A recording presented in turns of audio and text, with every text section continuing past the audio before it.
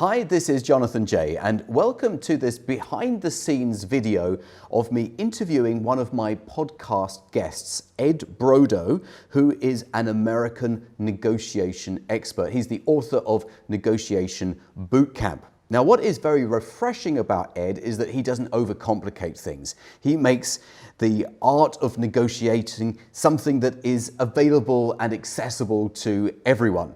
I hope you enjoy it. So let's meet Ed Brodo. So Ed, tell me a little bit about your background and how you came to be one of the foremost experts on negotiation.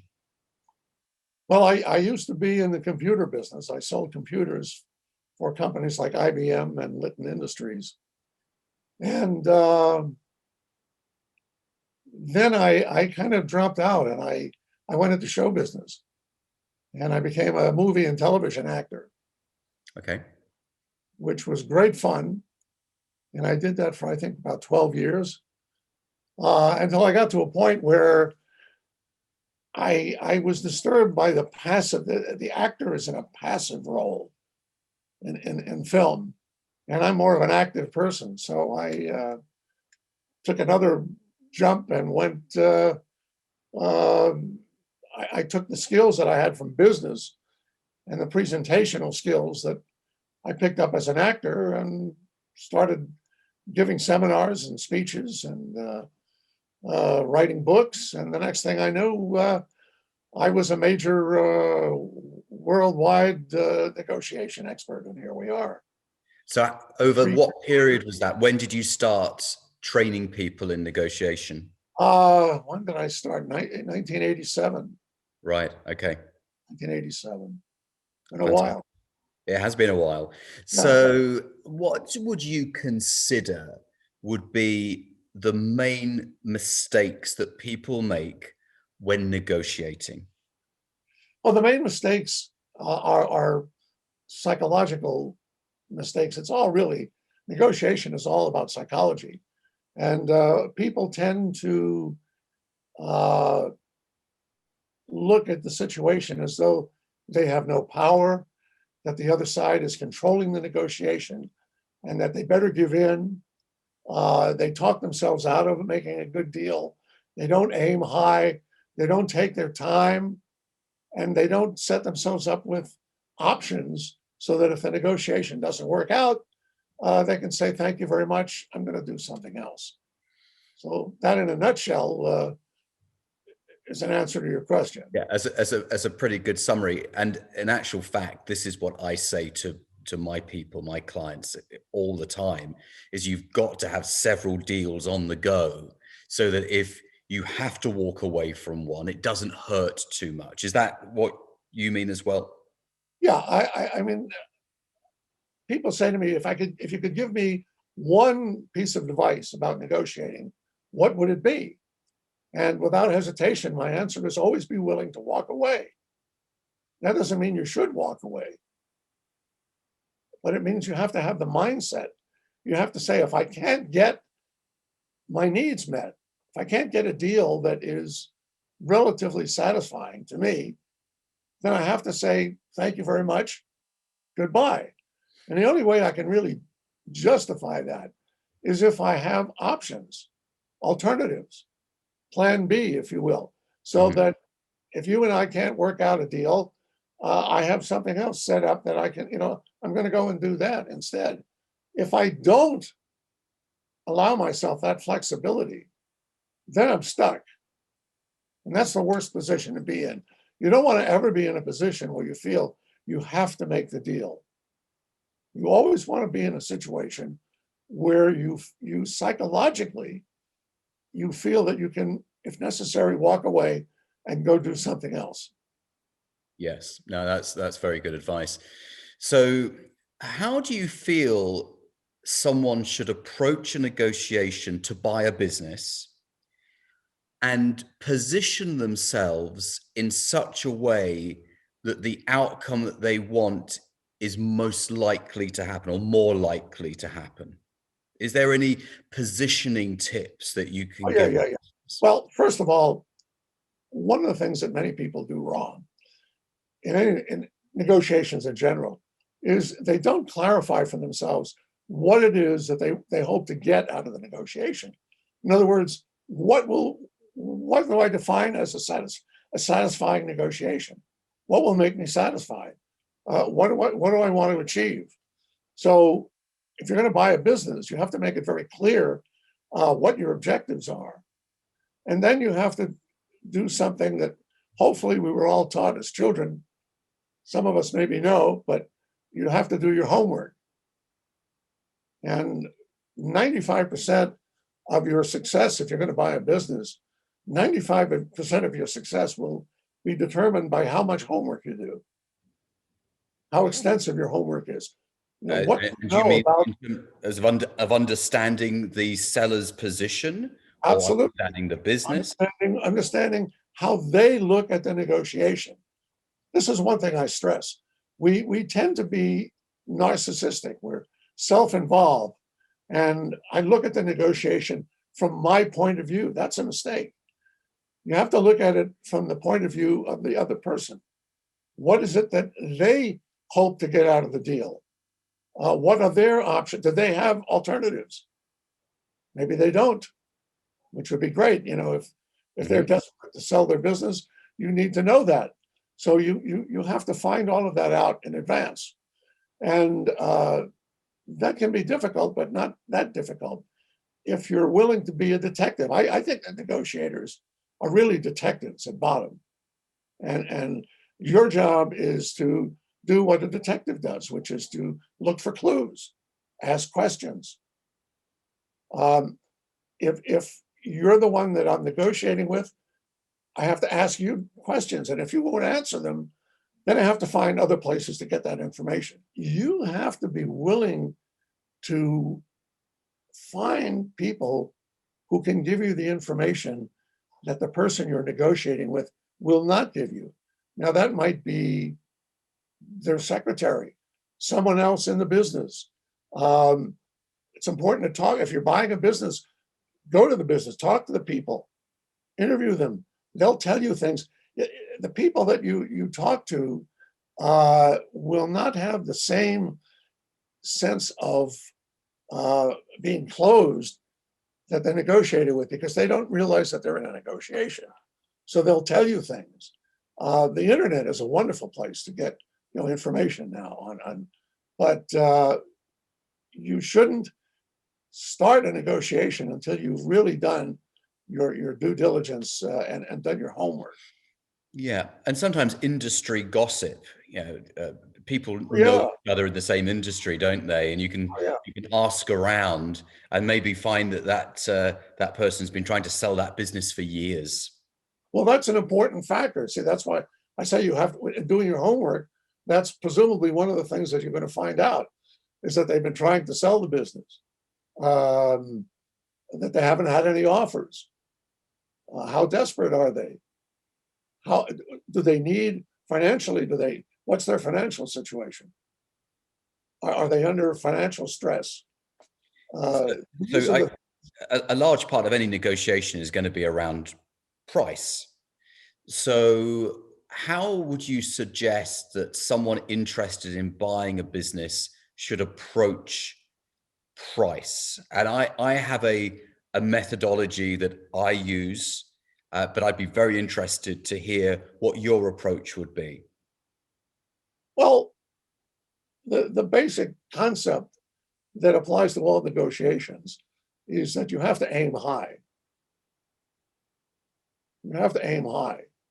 So you want to offer less than you're willing to pay. Now, how much less?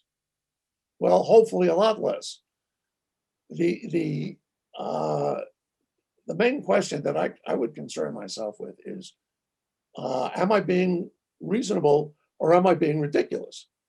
Now, if I'm being ridiculous, then I'm not going to be taken seriously. So how do I determine if I'm being ridiculous? And there's a very simple way to do that. And that is to ask the question, can I come up with some good reasons to justify my offer? Mm-hmm. So if I'm offering $10 million and they're asking $20 million, can I present a reasonable justification for why I'm only offering 10? If you can come up with good reasons, then it's not ridiculous. So that's the key. Can I come up with good reasons to justify my position? Simple. So I think that a lot of people in the business buying position in the negotiation are concerned about an outraged seller, an upset seller who says, I've been working hard at this business for 20 years. How dare you insult me? And they don't want that confrontation. So they probably don't go as low as they could do because they're concerned about that emotional response. What would you say to that? Well, it's fine to be concerned about it, but I think that people carry that too far and they start to do a whole thing in their head. That's why you have to have good reasons. So if the seller says, how dare you offer me only $10 million? Then you have to be prepared to come up with a good reason. Well, the reason I'm doing it is because of such and such. I've looked at the valuation of your business, blah, blah, blah, da, da, da. And so you're not just blowing smoke at them. You're giving them, you're showing them that you've thought this out. You're not trying to insult them. And then they have to come back and refute the evidence that you've presented to them in support of your position. Now, I want to say something, another way of looking at this question. I always believe that there are two negotiations that take place. There's the one that you and I have. So you want 20 million, I'm offering 10 million. The other negotiation is the one that I have here. I have a negotiation with myself. You have a negotiation with yourself.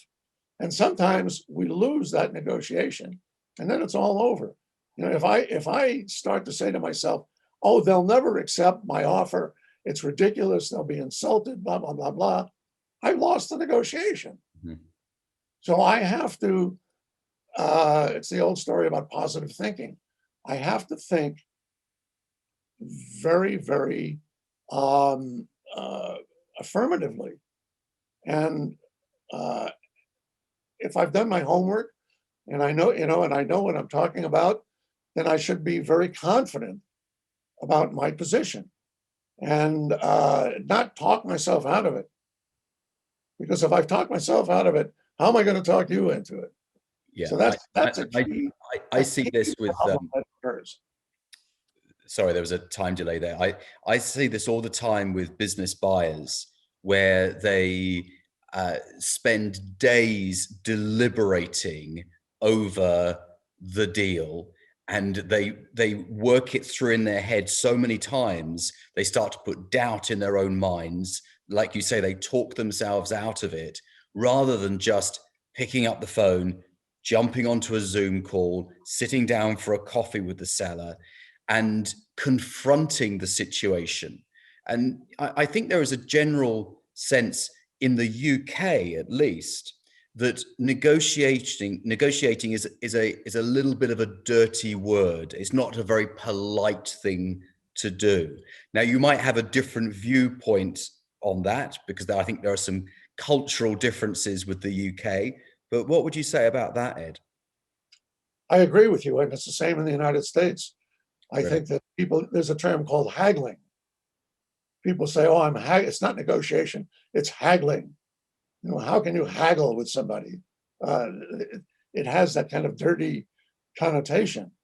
And there again, it's this internal negotiation. You got to talk yourself out of that and recognize that negotiation is the oldest interpersonal system that human beings have. This has been with us for tens of thousands of years. This is basic to who we are. It's our birthright, and we have a right to do it. And you have a right to try to negotiate the best deal for yourself. So to start becoming, feeling, I should feel ashamed because I'm negotiating, that's ridiculous. You see that on a very simple level. If I go into a market and I want to buy a container of milk, and the store wants, um, I don't know what, I don't buy milk, so I don't know what, $2 a container.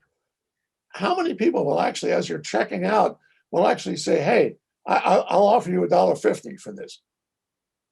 How many? Nobody will do that because they're afraid if you do that, the person behind you is going to, say, "What are you nuts?" Or the person at the register, cash register, is going to, "What are you, crazy?"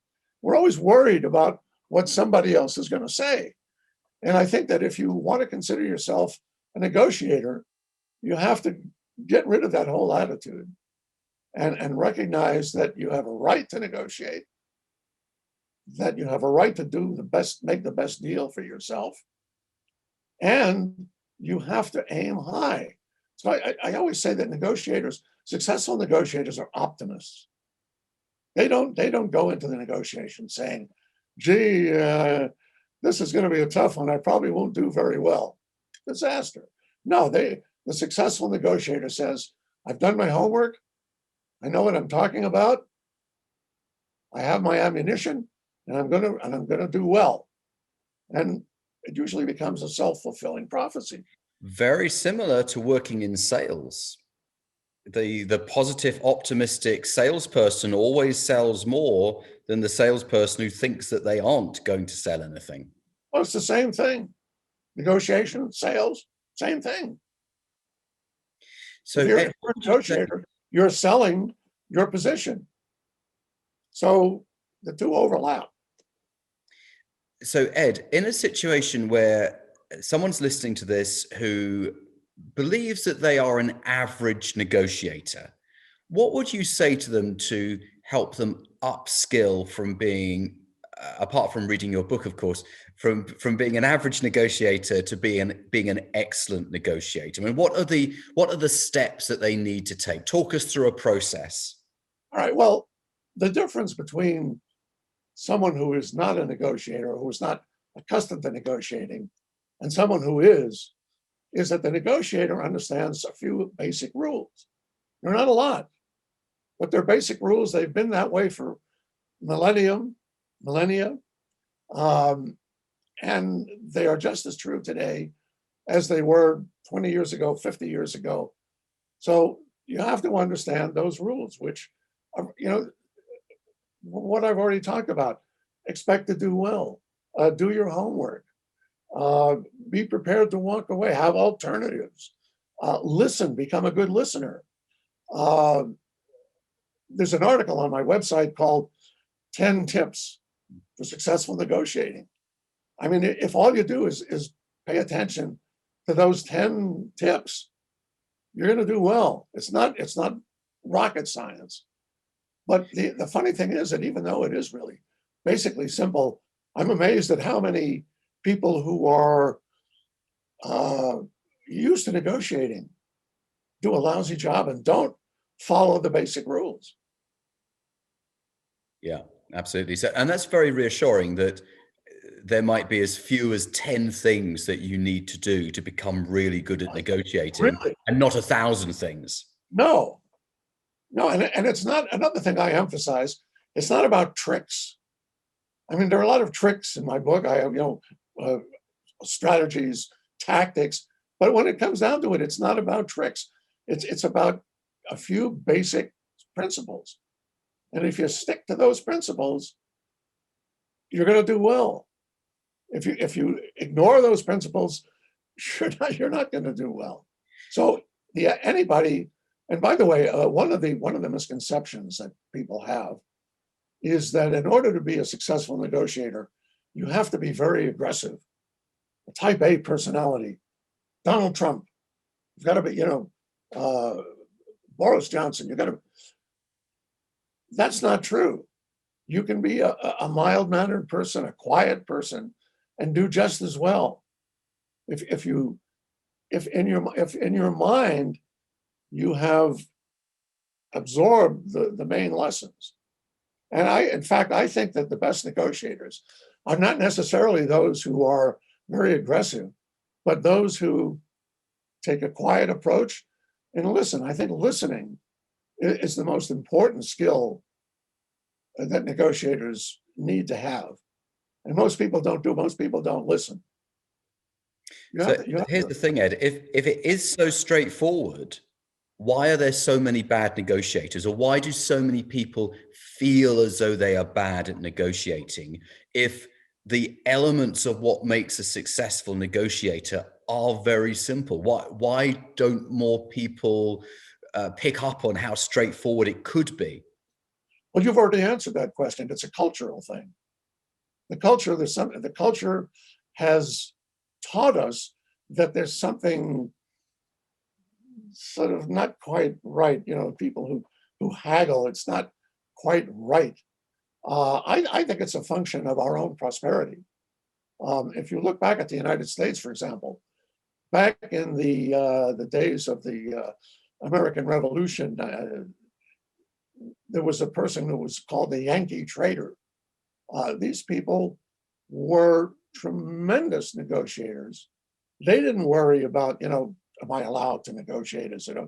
But what happened was that as our lifestyles we became more prosperous. We became less accustomed to negotiating for things. Mm, mm. So a person will not go into the store and negotiate for the container of milk because they just don't, it isn't done anymore.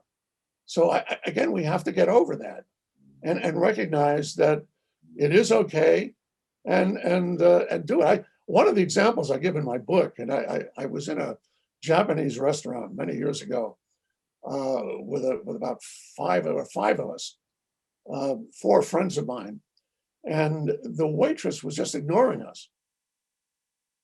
And we wanted to order, and the waitress was across the room, and I yelled out, "Excuse me, miss, can you please come over here?" And my four companions, they all went, "Ed, don't do that. Don't, that's not, you shouldn't do that." And I said, why not? Why shouldn't I do that?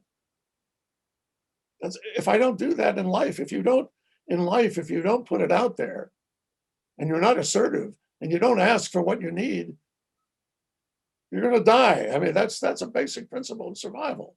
And yet people have come to a point where they think that there's something wrong with being assertive, that assertive people are somehow, they're not nice people. But assertive doesn't necessarily mean that you're brash or you're loud. You can be Oh, quietly assertive, can't you? well, I make a distinction between being assertive and being aggressive. If I go after you and I say, to hell with Jonathan, I don't care what your needs are. All I care is my needs, and that's being aggressive.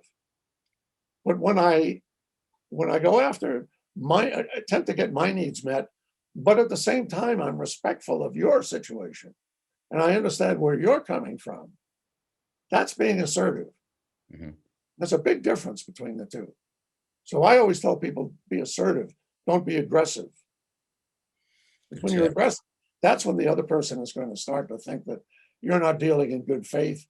They're going to get upset. They're going to be, their ego is going to jump in there. And so you want to avoid that. And the way so to that do can that, actually destroy the negotiation yes, if you go I in say too you have to strong. look at it from their point of view. Mm. One of the most important principles that I teach is always consider how the other person is looking at the negotiation. So in the time that we've got left, what would, and it may well be a summary of what we've already said, but what would your top tips be? What would what are the skill sets that our listeners need to develop to be really good at negotiation? What are your parting words of advice, Ed? All right.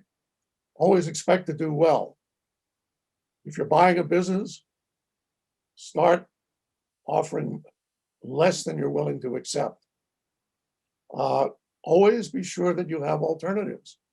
Don't be desperate to buy this business. If you can't get the business at a price and conditions that are acceptable to you, then why do it? Do something else. Learn how to listen. Ask what I call open-ended questions. An open-ended question is a question that can't be answered with a simple yes or no. How do you feel about this? What's your thinking about? You want to get the other person to open up, get them talking. I believe in doing as little talking as possible. Let the other person do most of the talking. Number one, they will tell you all their problems. They'll tell you, what their weaknesses are, and why they need to make the deal, and they will like you. We like people who listen to us. So listening is very, very important. And then the other one is take your time. People in our culture are in a hurry. Everybody wants to get it over with. Be sure that you allot sufficient amount of time for the negotiation so that you're not in a hurry. Let them be in a hurry. I always want to be in a situation where the other person is in a hurry, because they're the one that's going to make the mistakes. If I take my time and I don't expect to get it done today, fine. I'm going to be in the driver's seat. Great advice. Ed, thank you very much. You've been a wonderful guest, and I look forward to having you back on the podcast sometime in the future. Thank you.